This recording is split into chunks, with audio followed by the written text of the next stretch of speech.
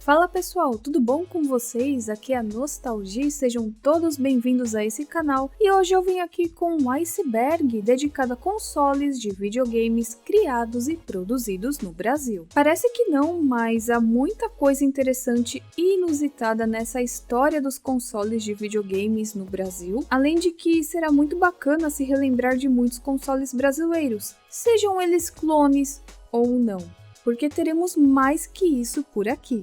E eu sei que vários consoles internacionais, depois com o tempo, foram fabricados no Brasil e alguns deixaram de ser fabricados depois, mas nesse iceberg aqui em específico eu não vou citar nenhum deles, ok? Então, bora para o vídeo.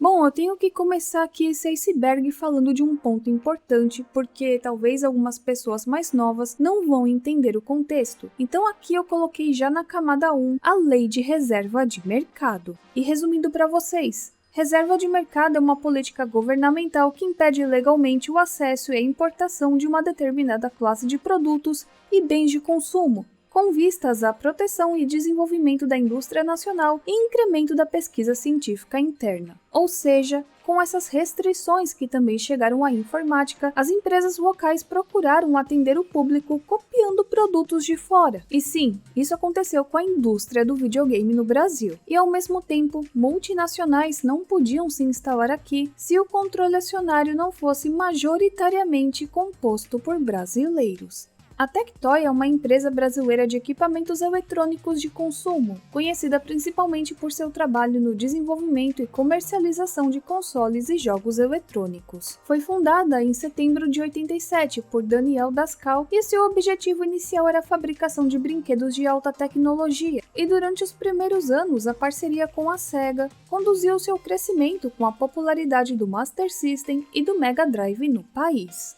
E a Tectoy também trouxe oficialmente para o Brasil outros consoles, Sega Saturn, Dreamcast, entre outros. E também modificou alguns jogos, como Mônica no Castelo do Dragão, que era o joguinho do Wonder Boy, ou Chapolin vs Drácula, que era uma versão de Ghost House. E foi responsável pelo desenvolvimento completo de jogos. E com o passar dos anos, a Tectoy também trouxe para o mercado diversos consoles e minigames, que na verdade eram um compilado de jogos na memória. Tem os consoles de coleções de jogos do Master System, que ganharam diversas versões, aliás eu tenho uma delas, e tem também os do Mega Drive, e inclusive um da Atari conhecido como Atari Flashback. Quanto ao Master System Collection, existem algumas curiosidades bacanas que eu li no site Bo Jogar. A grande controvérsia que ronda sobre essa linha de produtos da Tectoy está na contagem dos jogos. Isso falando a respeito do Master System Collection, ok? Por exemplo, o jogo 21 é um título com 20 jogos, acontecendo mesmo com a coletânea de jogos do Pense Bem. Então, se um proprietário do console contar os títulos na tela, não conseguirá chegar ao número total de jogos.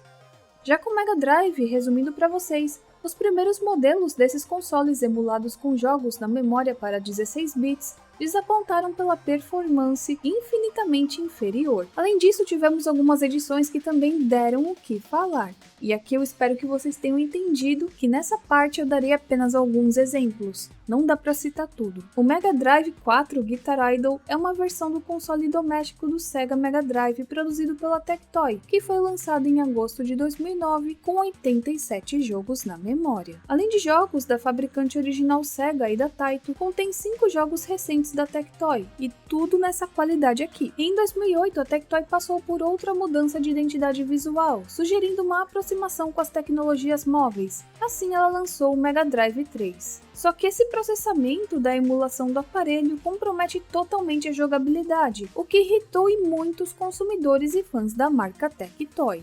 Nesse tópico eu me refiro apenas aos mais populares clones da Dynacon, os famosos Dynavisions. Aqueles consoles que sempre apareciam nos programas infantis ou até mesmo como prêmios em game shows. E o que eles tinham em comum era o fato de serem clones do Nintendinho. E eu acho engraçado que os jogos são tipo a mesma coisa, porque todos são clones da Nintendinho. Mas olha só, a Dynacon ela foi visionária, porque ela lançou o Dynavision Radical, o Dynavision Radical Plus, o Dynavision Extreme, tinha o Dynavision Extreme Full Version, nem sabia disso, e o Dynavision Advance. No Brasil, os primeiros videogames da Atari chegaram via jeitinho brasileiro. Em abril de 80, a Atari Eletrônica Limitada lançou a versão nacionalizada do Atari VCS, montado de forma artesanal com peças importadas, que era algo vendido exclusivamente na rede Mapping. Assim, o nosso Atari BR chegou às lojas custando algo em torno de 14 a 15 mil reais, se a gente pegar o valor e converter para os dias de hoje. Quem aqui se lembra dos minigames da Tectoy? Entre 90 e 95, a empresa lançou diversos minigames, e muitos deles eram baseados em franquias conhecidas dos jogos eletrônicos e da televisão. E mais pra frente, como já mencionei antes, lá na metade, no final dos anos 2000, a Tectoy lançou os consoles portáteis que contêm vários jogos de Master System e Mega Drive na memória. O Gradiente Phantom System foi o primeiro console brasileiro clone do Nintendinho lançado pela empresa brasileira Gradiente no final dos anos 80, e que também era compatível com os cartuchos desse sistema. E o Gradiente lançou numa época em que a Nintendo não mostrava nenhum interesse em lançar seu console no país. Aliás, a Nintendo nunca demonstrou muito interesse pelo Brasil, né? Convenhamos. Sendo assim, o Phantom System acabou se tornando o clone de Nintendinho mais popular do país. O primeiro Dynavision foi lançado em 2 de agosto de 83 e era um clone não licenciado do Atari 2600. O Dynavision 2 foi lançado em 1989, já que os clones dele eram permitidos pela lei de reserva de mercado, mas o original não.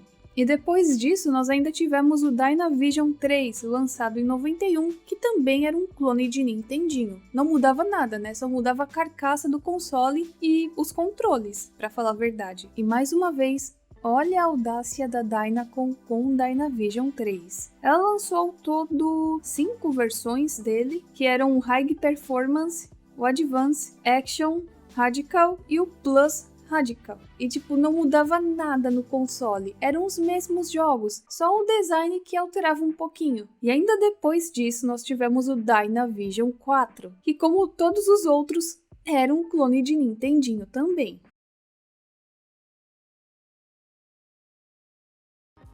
Telejogo foi praticamente a versão nacional para o console de Pong, que vinha com suas variantes, que na verdade era tudo a mesma coisa só. A única coisa que mudava o nome. Então entre os jogos estavam o tênis, futebol e paredão. Ele na verdade foi uma salvação, digamos assim. Isso porque na época deram um jeitinho brasileiro para o console Odyssey entrar no Brasil. Porém, atualizando os valores, era como se custasse cerca de 11 a 12 mil reais nos dias atuais. E a gente reclamando do preço do PlayStation 5. Mas com razão, tem que reclamar mesmo, é um absurdo de caro. E já o telejogo, atualizando os valores, custava cerca de 2 a 3 mil reais. O telejogo teve 2 versões desenvolvidas pela Philco Ford e mais 4 pela Super Kit, já com o nome de TV Jogo. O Super Game foi lançado pela CCE em 1984. A carcaça é diferente da do Atari original, sem o acabamento de madeira e com as entradas para os joysticks na parte frontal, além de algumas outras diferenças em comparação com o console original do Atari.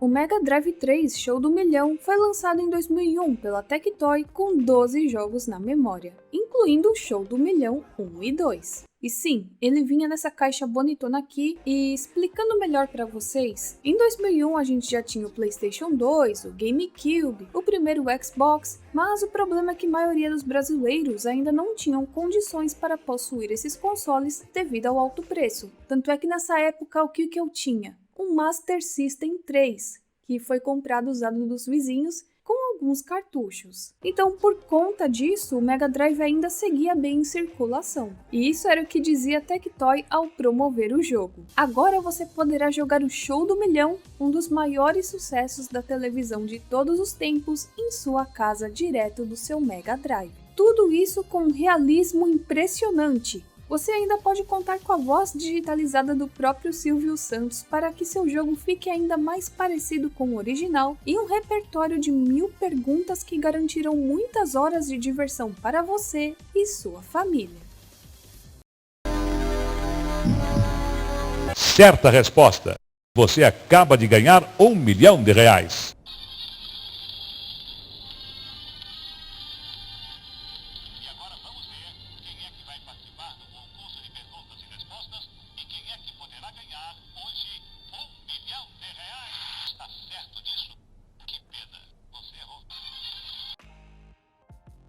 Tendo a sua primeira versão lançada em 1990, o High Top Game foi um clone de Nintendinho desenvolvido pela Milmar, o qual teve no total 3 versões, mas a mais bem sucedida foi a sua última versão Turbo, lançada em 91. Além disso, o console também possuía cartuchos próprios. Também foi lançado o Top System, que entrou no mercado em 94, só que ele chegou meio atrasado, então não teve muitas oportunidades de se firmar muito bem no mercado na época. E a CCE lançou ao todo 33 cartuchos para o sistema, e ainda custava bem menos que o Atari original.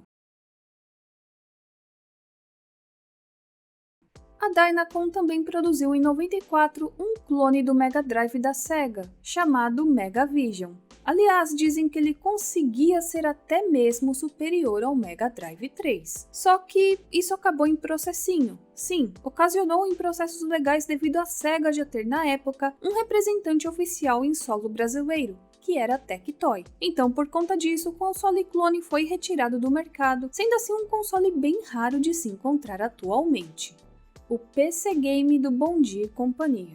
Como é que eu posso explicar isso aqui melhor? A Dynacon anunciou lá em meados de 2008 a comercialização do PC Game, que era um videogame em formato de mini computador destinado a crianças a partir de 4 anos de idade. Contava com 64 MB de memória, acompanhava mouse, teclado, joystick, superpad e cartucho com 106 jogos lúdicos e educativos. O lançamento foi feito no programa Bom Dia e Companhia através de uma parceria com o SBT, e também diziam que os videogames da emissora seriam produzidos com a personalização do programa, e que seria utilizado pelos apresentadores Yudi e Priscila em alguns quadros, e oferecidos também como prêmio. Quanto a essa parte eu não encontrei muitas informações ou vídeos. Eu encontrei o comercial, mas vídeos desse console no Bom Dia e Companhia eu não encontrei. Caso você tenha alguma lembrança ou saiba de algum vídeo, pode comentar aqui embaixo. Ou se você teve essa edição do Bom Dia e Companhia, comenta aqui. O Handyvision é um console que o diferencia da grande maioria dos outros clones de Nintendinho. Isso porque ele é pequeno, compacto e fácil de se transportar, bastando conectá-lo ao televisor via sinal RF, mas ele também contava com a opção de ser jogado via cabo. Eu sei que não tem muito a ver com consoles, mas eu precisava citar isso aqui nesse iceberg, que é sobre os cartuchos de videogames alternativos aqui do Brasil. Nessa época dos clones, acontecia muito de ter esses cartuchos alternativos. E o que acontece? As ROMs eram copiadas e transferidas para o padrão escolhido por cada fabricante. Algumas empresas colocavam ROMs japonesas em cartuchos de 72 pinos e vice-versa, e alguns títulos tiveram aí umas versões bem curiosas. Um caso bem inusitado também é a do jogo japonês Guevara, que nos Estados Unidos e Europa foi localizado como Guerrilla War. A versão original trazia como personagens o Che Guevara, sim, isso mesmo, e o Fidel Castro, em uma aventura que adaptava a Revolução Cubana, onde o jogador deveria derrubar o governo opositor. Quando o jogo chegou no ocidente, quase todas as referências a Cuba foram removidas, exceto a introdução com uma foto do Che e a frase "Viva os heróis da Revolução". Já no Brasil, por algum motivo desconhecido, o jogo foi renomeado para Revolution Heroes e contava com a ROM japonesa, sem nenhuma alteração. Zibo é um console de videogame criado pela empresa de mesmo nome e que havia sido criada pelas empresas Tectoy e Qualcomm. O console era fabricado pela Tectoy na Zona Franca de Manaus e foi lançado no dia 25 de maio de 2009 no Brasil, custando R$ 500. E trazia consigo 3 jogos na memória e mais 3 para download gratuito. No papel, o conceito era promissor. Um videogame com versões de jogos populares no Brasil como FIFA e Resident Evil, e principalmente a prova de pirataria, sem entrada para cartuchos os games eram baixados via rede 3G. Só que a baixa qualidade dos jogos foi outro ponto negativo. Além de gráficos muito mal elaborados, a biblioteca de jogos do Zibo se resumia em pouquíssimos jogos bons e uma gama de jogos de celular produzidos em Java. Além disso, contava com um controle boomerang, que era um controle sem fio com sensor de movimentos. Ele foi feito para aproveitar o sucesso do Wii Remote da Nintendo e focando principalmente em jogos de esporte. Bem parecido com o Wii, não é mesmo? Assim foi criada uma série especial para o uso desse controle, que era o Boomerang Sports. Então tinha o jogo da peteca, e tinha o jogo do badminton, tinha o jogo da queimada, tinha o jogo do tênis e tinha o jogo do vôlei. E eu nem preciso falar que tudo isso afastou a grande parcela de seu público-alvo, uma vez que consoles como o PlayStation 2 eram bem melhores que o Zibo, contava com uma biblioteca de jogos riquíssima, ainda mais quando você ia na feirinha e comprava 3 jogos por R$10, fazendo a maioria dos brasileiros preferir investir em um PlayStation 2 por esse preço, né, R$500, e poder depois ter vários jogos e tudo isso numa qualidade bem superior ao do Zibo. Sendo assim, o Zibo foi descontinuado em 2011. Top Game é um videogame brasileiro fabricado pela CCE a partir de 89, e ele era um clone da Nintendo Famicom, e teve 3 versões bem conhecidas, entre elas o VG8000, VG9000 e o VG9000T, também conhecido como Turbo Game. Tanto o esquema elétrico quanto os conectores dos controles e console era compatível com o de outros clones de Nintendinho mais famosos da época, podendo assim ser usado controles de outros consoles nele.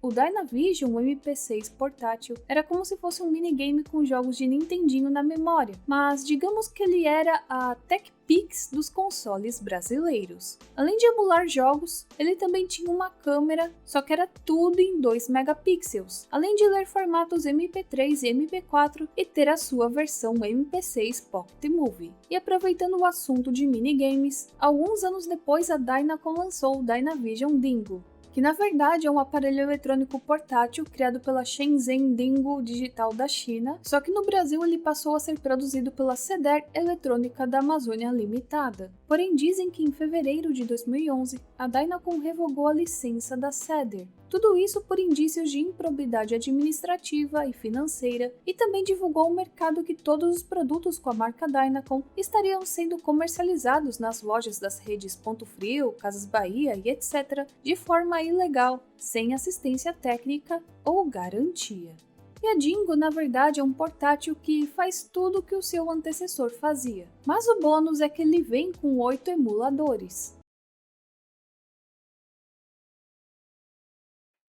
Também há um reprodutor de DVD que usava ROMs de Nintendinho, que era chamado DVD Game, da empresa Britânia. O aparelho rodava ROMs de Nintendinho e ainda vinha com 2 controles. E como é que funcionava? Ele executava as ROMs, que eram gravadas num CD, e o diferencial é que você também poderia fazer esse esquema, você poderia fazer o seu próprio CD, para rodar os jogos que você gostaria, e outro DVD player que também rodava ROMs de Nintendinho foi criado pela Philco no Brasil, mas nem todas as ROMs de Nintendinho eram compatíveis. Jogos de 4 megabits, por exemplo, ficavam extremamente lentos. E provavelmente por causa da pouca capacidade de executar jogos com paginação de memória mais complexa. Eu sei que não tem muito a ver com o console de fato, mas eu achei bem interessante e resolvi colocar isso aqui, até porque eles foram fabricados no Brasil. Os clones da Dismac eram os mais bem acabados e completos da época. Além disso, a empresa também traduzia os jogos do Atari, então Kabum era TNT, Pitfall era Pantanal e Freeway era BR-101, e Carnival era Domingo no Parque. A Dismac também precisou inovar e relançar o console para driblar os efeitos da enorme inflação nos anos 80. Por isso criou a versão VJ 8900, que não vinha com controles e tinha um acabamento mais simples, e a VJ 9100, que saiu em 85, numa época que o Atari estava em ampla decadência. Mas ele é tão raro e teve ainda uma tiragem tão limitada que muitos colecionadores brasileiros acreditavam que esse console era apenas uma lenda urbana, até que descobriram que realmente existiu. O Mega Boy só pode ser considerado um portátil na medida em que é relativamente pequeno. Ele não tinha uma tela embutida para jogos em movimento, mas era um pequeno console conveniente. Além disso, uma antena sem fio permitia os jogos com controle remoto, e há rumores de que a Dynacon decidiu não lançar o Mega Boy em todo o país, tornando esse console bem difícil de ser encontrado no Brasil. O Genie-Con é um console de videogame de terceira geração, clone do Nintendinho, e que possui uma série de modificações específicas para o mercado brasileiro de jogos eletrônicos. Ele vinha com um livro de códigos do Game Genie. Esses códigos disponibilizavam muitas mudanças nos games, como vidas infinitas, super pulo, escolha de fases e etc. Digamos que nesse caso aqui as aparências enganam muito bem. O Dynacon Black e White parece ser um console com os jogos mais avançadinhos, só que não, é só mais um clone do Nintendinho. Só mais um para a coleção de milhares de clones da Dynacon. Mas dessa vez os controles não têm fio. E aproveitando aqui o gancho para vocês, também tinha o Wii Vision. Um joystick sem fio e 217 super jogos de brinco. Videogame Wii Vision, peça já o seu Wii Vision, Wii Vision! Que vinha com 111 jogos na memória, e mais um cartucho com 106 jogos. E mais uma vez, o design do Wii Vision lembra muito o tão conhecido Nintendo Wii. A gente acha que se trata de jogos mais avançados, mas são os mesmos jogos de Nintendinho. E o console não vendeu muito bem por causa de seu preço alto. Pasmem, sendo mais caro muitas vezes que um PlayStation.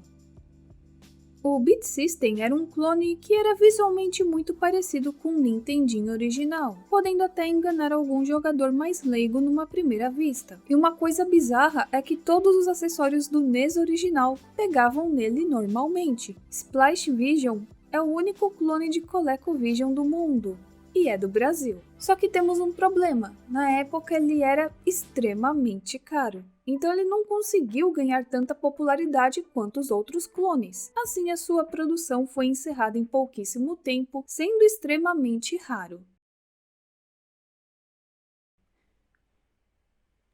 O Atari Dactar 007 foi considerado um modelo mais luxuoso dos clones de Atari 2600, e talvez até mais luxuoso que os Ataris originais.